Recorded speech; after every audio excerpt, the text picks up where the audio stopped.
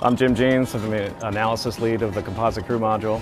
The analysis group is responsible for determining the thickness and the strength of the vehicle.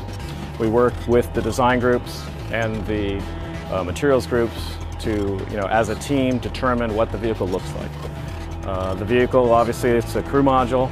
It sits on top of the rocket, launched into orbit, so there are launch load cases that we have to consider, and a load case is an event that applies forces to the structure, be it pressure and acceleration due to launch, just the weight of the vehicle, the weight of the people inside it.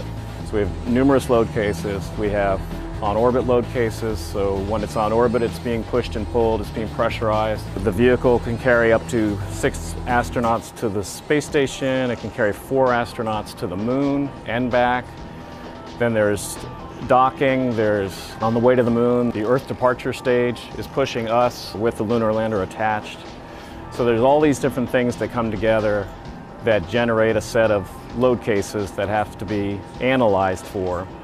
All those, we go through a design cycle, we propose a vehicle shape, we size it, we calculate margins. Anywhere we have extra material, we take it away. Anywhere we need to add material, we add material, and we do it again. And it's a cyclical process. While we're doing this, or we do this using computer software, we have several programs. There's NASTRAM, which is an analysis package that basically solves for internal forces. To give some idea of the forces we're dealing with, this is a scale model of the crew module. It's roughly 12 feet in diameter. It's about 10 feet high. Maximum design pressure is 31 psi. The air pressure around us is about 14.7 psi, so if that's 1 atmosphere, we're designed basically to 2 atmospheres. The inside pressure can be twice the pressure we're at right now. It have to be twice the design pressure of what the space station is at. So that's one of the load cases. We also have a launch load case where the vehicle is accelerated vertically at about 3 to 4 Gs. We have an abort load case. Something's going on with the rocket underneath us. We want to save the astronauts. There's a structure mounted above this vehicle with rockets on it. If they sense something's wrong, they fire those rockets, they release us from the spacecraft, and this structure gets accelerated away at about 17 times the normal force of gravity. To give some idea of the amount of load that we're talking about, the average car weighs about 2,500 pounds. Each of these fittings can withstand about 70,000 pounds. So it's like 35 cars hanging off of one of these fittings. And all 6 of those are loaded at the same time. So total forces were in the 400,000 to 500,000 pounds, or say A747 fully loaded is the total force that this vehicle has to withstand. So the role of the analyst, right? So the design is conceived of by a team. It's not just the designer, it's the designer and the materials and the analyst, and sometimes even as far down as how are we going to test it. That team conceives of a design.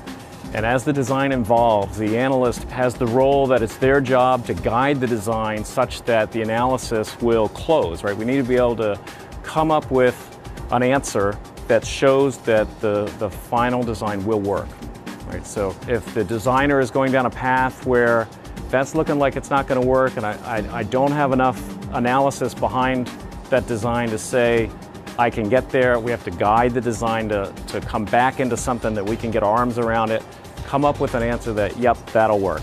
It may not always be the most optimum design, but it has to be a design that meets our form, fit, and function, meets our requirements. We have a lot of requirements. So we got to be able to get all of those things in a box and say, we're good. When that's done, we build our article, bring it to a facility like we're in here, and we test it. What we have right now is our article mounted upside down. We're in a test fixture, and we're pressurizing it, we're pulling on it, pushing on it.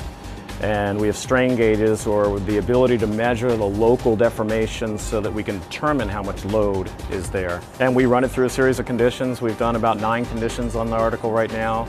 Our big one is pressure. We pressurize it. We want to know how it's stretching and deforming. We measure that, we monitor it real time, and all that data comes back to us and confirms that our simulation of the design was accurate or it was inaccurate.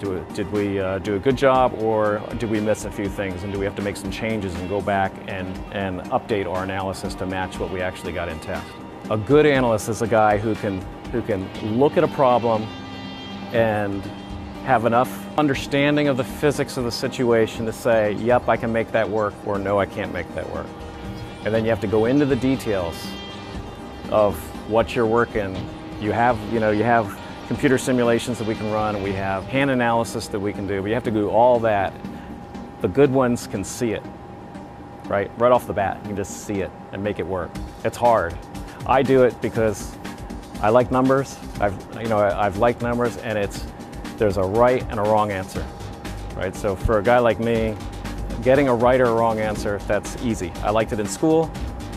If 2 + 2 = 4, it equals 4 every single time. That's what I'm good at.